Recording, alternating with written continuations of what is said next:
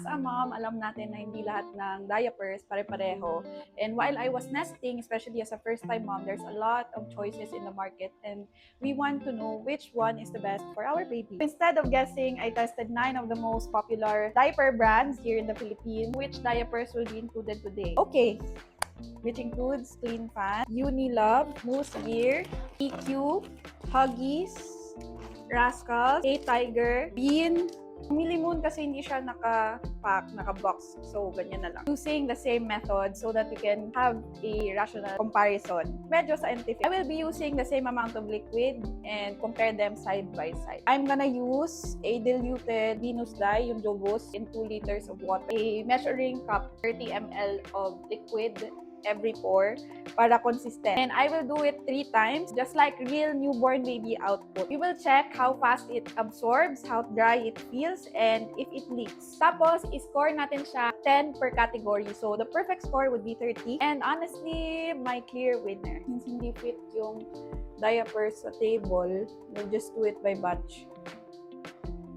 So, batch 1, first row, second batch, second row, third row, third batch. Para fair, lahat sila sa center natin bubuhusan. So, first pour, titingnan din natin kung gaano siya ka-absorbent, kung nakuha niya na lahat ng liquid. To rate the absorption, titingnan ko yung surface ng diaper, wala nang shiny part. 10 if less than 3 seconds, na-absorb na lahat. 9 if 3 to 5 seconds. 8 naman if 5 to 7 seconds. 7 if 7 seconds pataas. Yan. Another batch na naman ng tig 30 ml, second pour. So, we will be doing it 3 times every batch.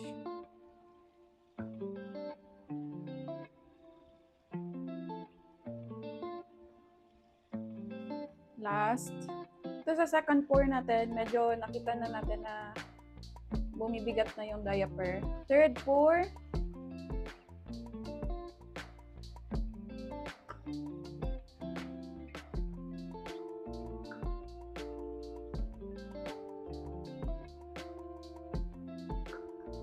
After 90 ml, how dry it is through our tissue.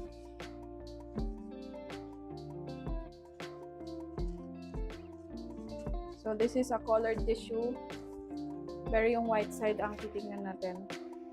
Kunwari, ito yung bambam or pet ng baby nyo.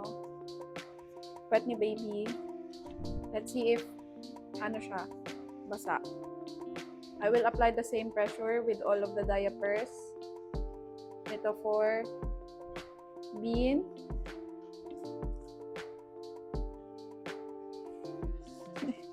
For EQ naman. Uy. That was surprising. And this is for K-Tiger. Wow. So, as seen naman din with the tissue, ang pinaka-dry among the 3 is si Bean. For testing leakage, tingnan natin if mag-add pa tayo ng 100 ml each kung mag-leak na ba siya. As of this point, meron ng total of 90 ml per diaper. Kunwari, naiwan mo lang yung diaper ni baby nang hindi like 6 hours, baka 1 day mo siyang naiwan doon. Tapos puro wiwi lang yung ginawa niya. So, anong mangyayari kay baby, no? Hindi na as mabilis yung absorbency niya, pero it still holds. So, total of 190 ml na yung naman ng per diaper. So, let's try. I-squeeze kung may leakage ba. Wala. For Bean. For EQ. Wala din. And for Rascals. Wala din. I would say though, you can hear it. Mafe-feel mo talaga yung gel sa EQ. Kay Bean, parang namuumuo din yung gel. Pero dito yung gel, nagsiseparate siya. Which is weird ang feeling to the touch. For Rascals naman,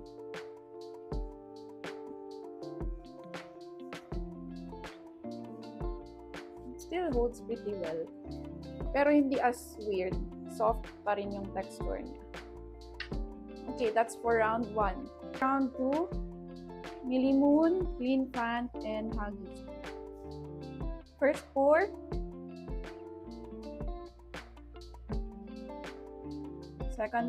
First pour for second diaper.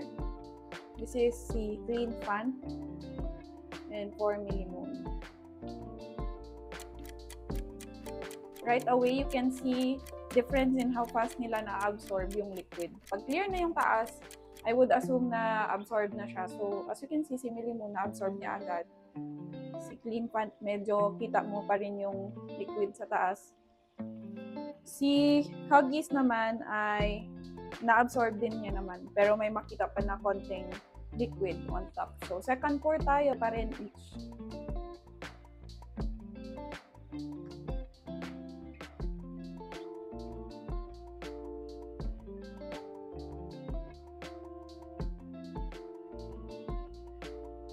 Again, right away, you can see difference in rate of absorbency or kung gano'n niya nakabilis na-absorb yung liquid. Si Milimoon yung nakikita kong pinakamabilis. Second, si itong Huggies. And last is si Clean Fan. Last pour natin, 30 ml. So, total of 60 na ang nandito. Dadagdagan natin ng 30, so total of 90.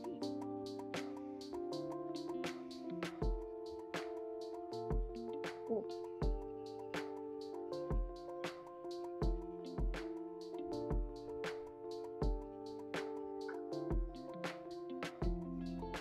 Medyo nakita na natin na nag-slow down na yung pag-absorb niya ng liquid. First observations, pinaka hindi nag-spread yung liquid dito sa Milimoon. Nung pinor natin siya sa center lang din talaga nag-stay yung liquid. In comparison to Huggies na medyo nag-spread out and kay Clean Fan na nag-spread out din. So we will now check dryness kay Huggies. Okay. Konti lang. In fairness. And then, yun na yung kasali. Ito lang. For Clean Fan. Uy. Medyo madami. And then for Milimoon. Uy, medyo madami din. Kasi, so surprising observations, dahil dito lahat nag-pool sa gitna, pag pat test natin, kita natin na yun yung pinaka-wet. So, based on the pat test, ang pinaka-wet ay si Milimoon, tapos si Clean Fan ay second, and last is si Huggies. Ayan. Last natin na test, lagyan natin lang last 100 ml per diaper. 100 ml each. Okay, 100 ml.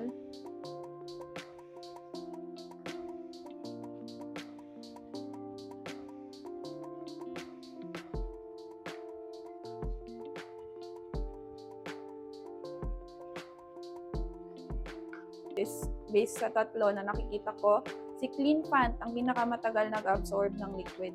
Pinakamabilis si Milimoon, and then second itong si Huggies.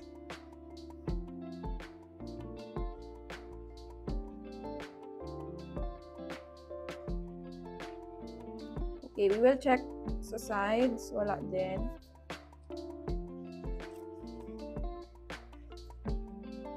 Yung feel niya ay buo pa din. Hindi katulad nung last na si EQ nag-separate yung gel. Si Clean Fan, ito yung medyo weird din ang feel niya. Parang gel na nabuo-buo, tapos nagsiseparate konti. Nagsiseparate siya.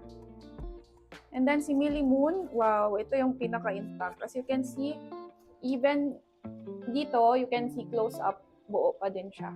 I think nga, kaya pa niya madagdagan ng liquid eh. Ito parang hindi na kaya. Hindi na siya pwede dagdagan ng more liquid. Ito rin. I also like yung surface details ni Milimoon na very, parang gentle, smooth to the touch compared to the other two. Itong Clean Fan, upon touch, medyo rough siya sa fingertips. That is for round 2. Last round, Moose Gear, Rascals, and Unilove. Lagyan natin label each. Okay, so 30 ml each. We will pour from the center.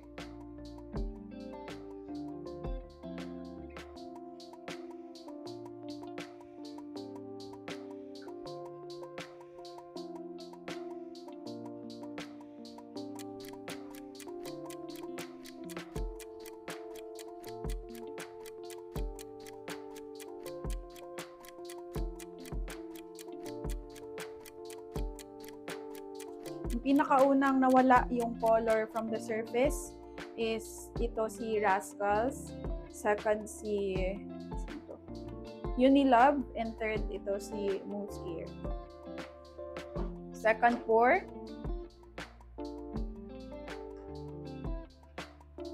You can see which ones are being absorbed the fastest.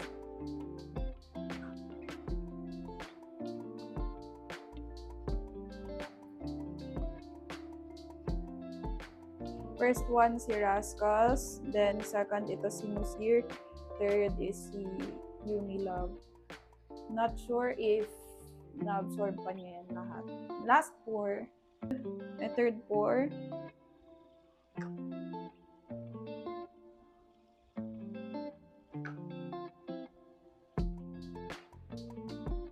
Oh.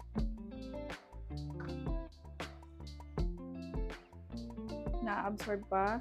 Absorb lahat. Ito parang let's give it a few more seconds kung ma-absorb. Na-absorb naman ata pero parang matagal. Ito.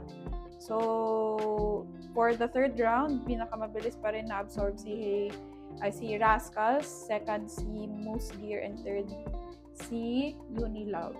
Then we will do our tissue test or our dryness test. For Moose Gear,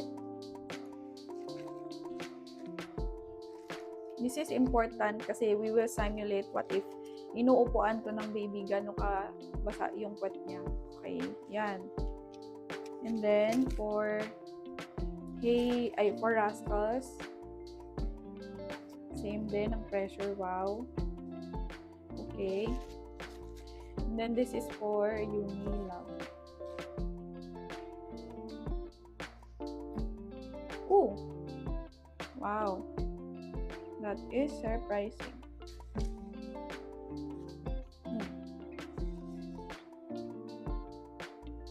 So for our dryness test, si Unilove did really well. It's dry, completely dry. And even if I press a little harder, wala, dry. So, 10 out of 10 sa dryness si Unilove. That's surprising kasi this is a budget brand, no? And then si Rascals naman yung pinaka-wet. So, ibig sabihin, basa to sa puwet ni baby. And then, second or middle si Moose Gear. Last test is yung 100 ml.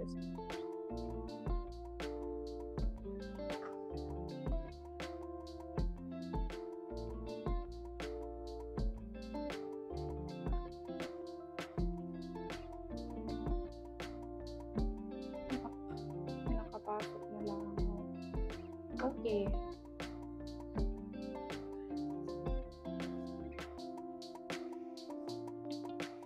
Let's see if may leakage sa side or sa baba. Wala. Wala rin. Wala din. Now, let's see kung anong texture. Moose Gear, gel-like pero buo pa. Rascals is also buo. Actually, this one is like pressing slime. Hindi siya buo-buo na separate. It's like one big gel. Ganun yung feeling. And then for Unilove, ito yung rough na gel type. So for the third round, I think my winner for the dryness is si Unilove. For for premium feel and look, Rascals. And then Si Moose Gear yung sa gitna. Pinaka madikit ata ito. Sa look din sa feel din sa inside nung diaper, pinaka smooth si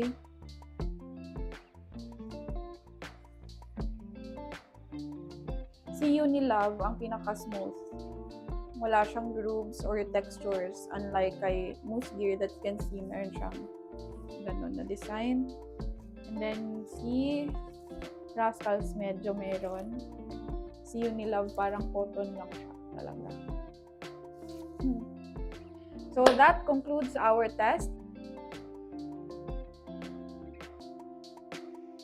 Si little one ko, while natutulog, and nakalimutan ko pala siyang i-film, but based on the results of the test that we did, ito na yung rankings. Overall, ang winner based on price and performance, meaning yung dry test, absorption, and leaks, pati yung feel, is Unilove. Best budget naman, si Huggies. Tapos yung best sa premium-ish size para sa mga heavy wetters or yung mahilig mag-ihi masyado ng mga baby, or yung pwede rin sa gabi, is si Hey Tiger. So, in terms of comfort, best for dryness, meaning least possible na magka-rashes si baby, Moose Gear and Unilove. Tapos, yung sulit na hidden gem, hindi pa masyadong ginagamit, I think si Bean. Kahit ako hindi siya ganoon ka-familiar. But then again, at the end of the day, as mommies, ikaw pa din ang pipili kung ano sa palingin mo ang pinaka-best para sa baby mo.